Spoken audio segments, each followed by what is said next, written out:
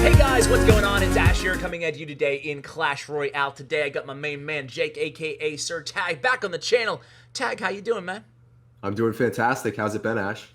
It's been going really well, man. I missed you. You've been traveling, you've been busy, you've been doing big things over there. It's good to have you back. I had for a while there, you were on the channel like every week, so it's good to Yeah, have you, man. man.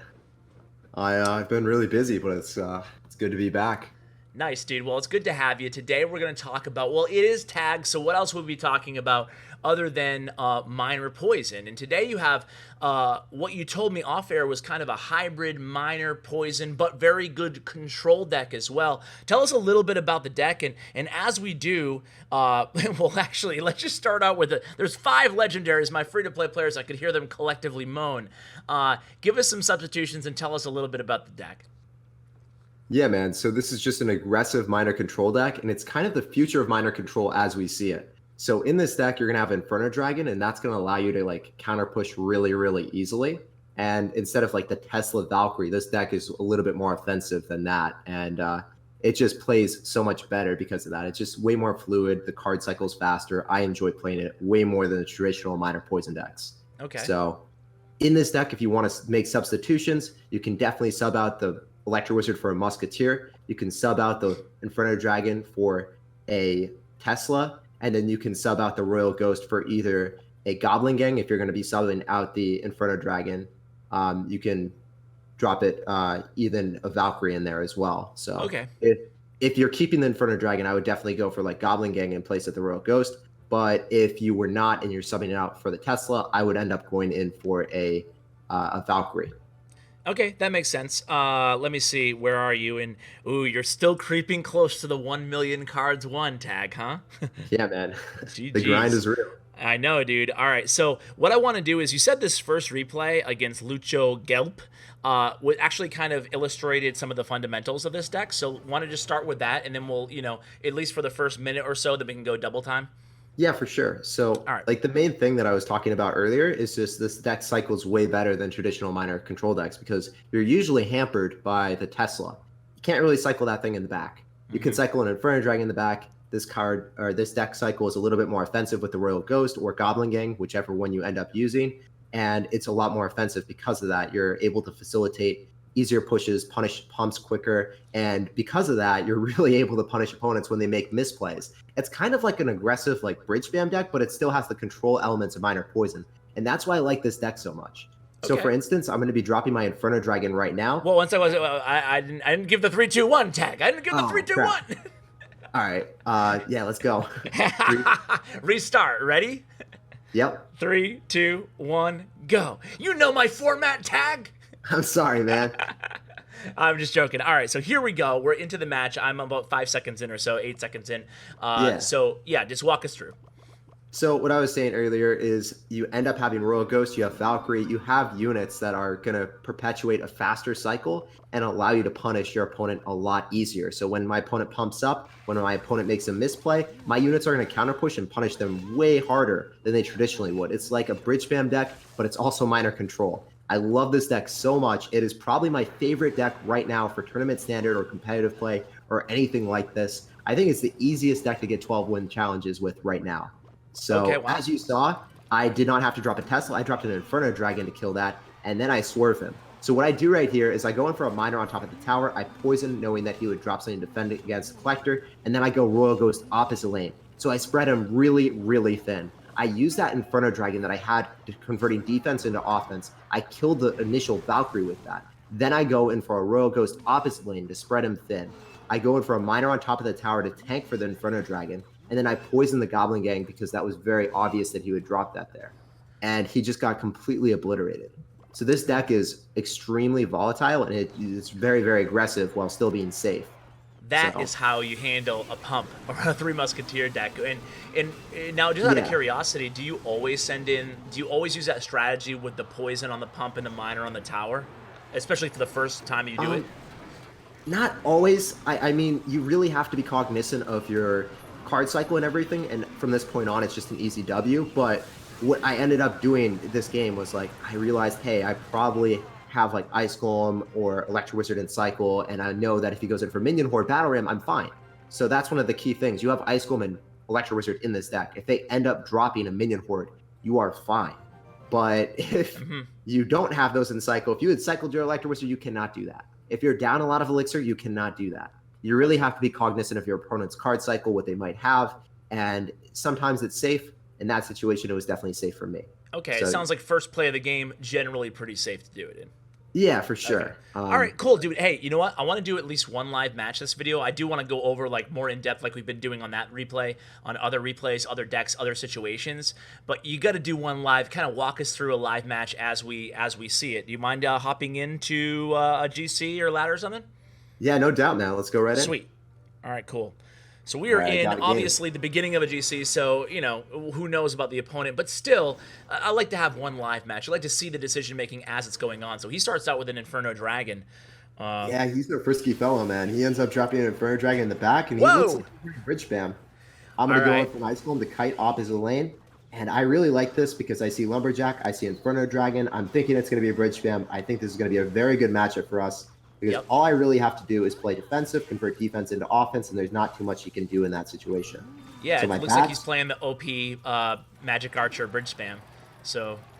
Yeah, man. It's like looking like that exactly. Ooh, so I'm not going to poison that. I'm just going to relax. He's got a Barbarian Barrel. What the heck card is that? It must be a new leaked card. I don't know, man. He's a Props little bit to this frisky. guy. What is he doing? Props to G Warrior for using one of the worst cards in the game, in my opinion. What, do you agree with me on Barb Barrel? Yeah, man. For me, I honestly always give props to people that are running whack cards. Like, if you're running Barbarian Barrel, that's something that's innovative. I love seeing innovation in this game. I hope that the new cards like Snowball, Barbarian Barrel, and Royal Hogs, I feel like all three of those need a slight buff, you know? I think do too, man. Haven't really found their spot.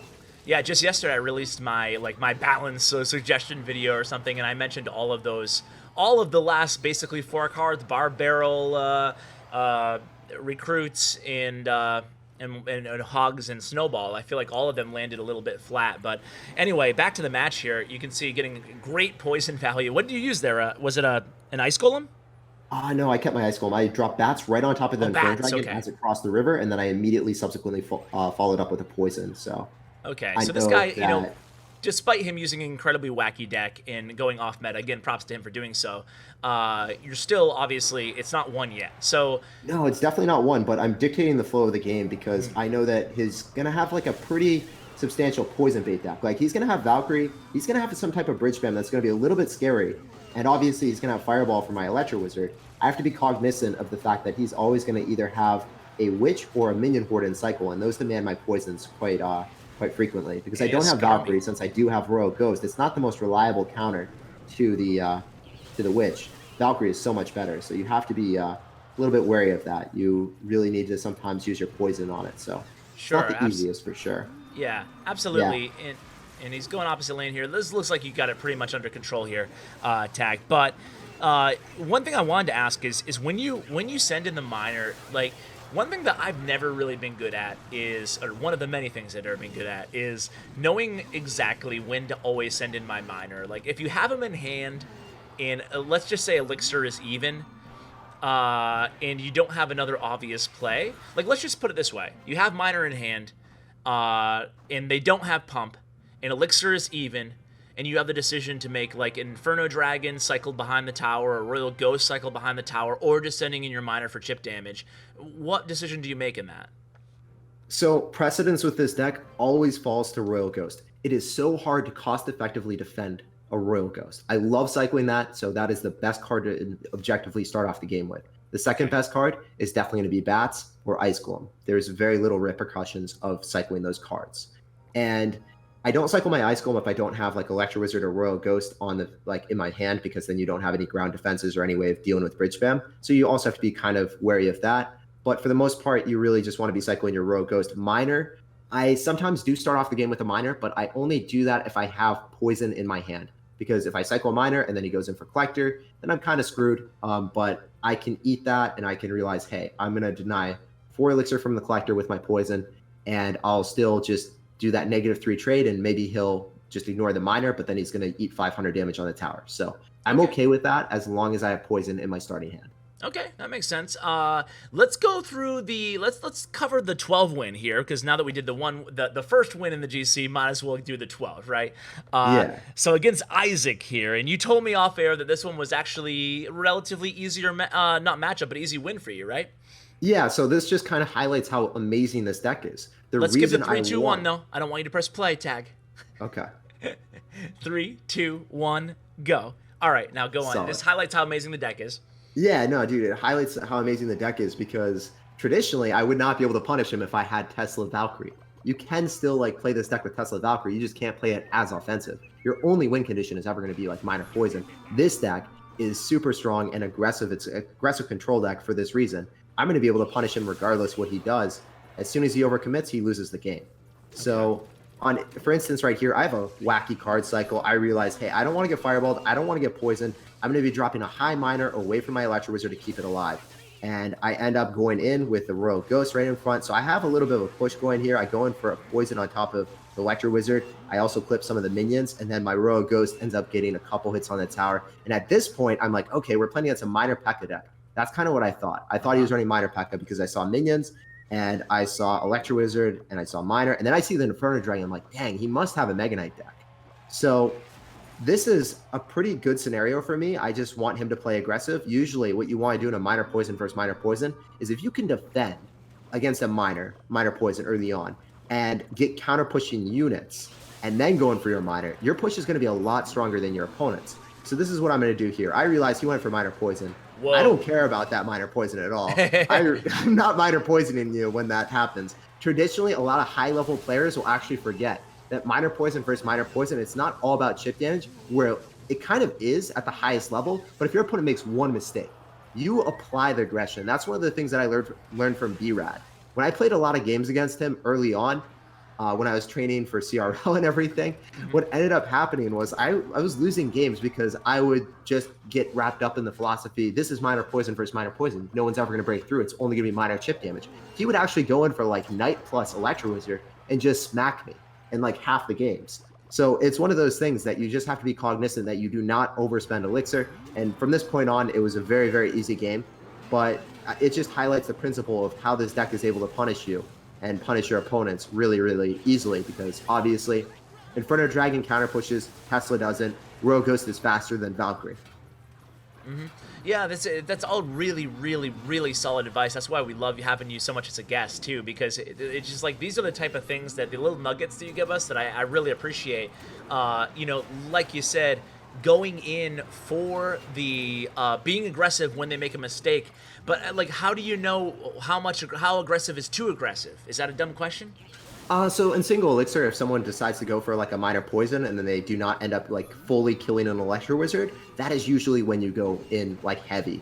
If you have a lot of Elixir on the field already, a lot of times I don't even like going in for Minor Poisons because I feel like if I drop a Royal Ghost right in front, that's going to be way better than dropping a Minor on top of the tower. Royal Ghost is a little bit heftier, it does more damage. So sometimes it's just, you really want to feel out your opponent, know what they're, like in single Elixir, if they do a heavy Elixir investment of like 7 Elixir, like Minor Poison is 7 Elixir, it's equivalent of dropping like a Golem or a Giant or a Lava Hound in the back. And if they do that, they automatically lose the game if you apply aggression opposite lanes. So it's kind of the same philosophy or same principle. Okay. Yeah, I like that. That's a good comparison too. Do you want to do the bridge spam matchup? Because you said that was a good one. Yeah. So this one is going to highlight like a very, very interesting aspect of how to play against bridge spam. Awesome, man. Let's do it. 3, 2, 1, go. Awesome. So against bridge spam, yeah, go ahead. Sorry. Against bridge spam, like, do you remember the Night Witch days when Night Witch bridge spam was the thing? Yeah, the OG Vietnam deck. Okay, yeah. So in a lot of situations, like, I don't think I played this as well as I possibly could have, but I played it intelligently. And I'm kind of proud of just playing safe the entire time. So with this deck, as I said, it's an aggressive control deck. If you find yourself in a bad situation, this deck will bail you out if you make the right decisions, even if you're not playing the best mechanically. So in this situation, I realized, hey, guess what he's going to be doing? He's going to be bridge spamming me. He's probably going to be dropping a lot of units at the river. He has Zappies. He's going to have a pencil or a battle ram, and what you can just do is you can poison and log it back. A lot of times they would drop like 12 Elixir at the river, and if you poison log, drop 6 Elixir, kill everything. Like when Night Witch was really, really busted, that actually worked. That was a huge positive Elixir trade.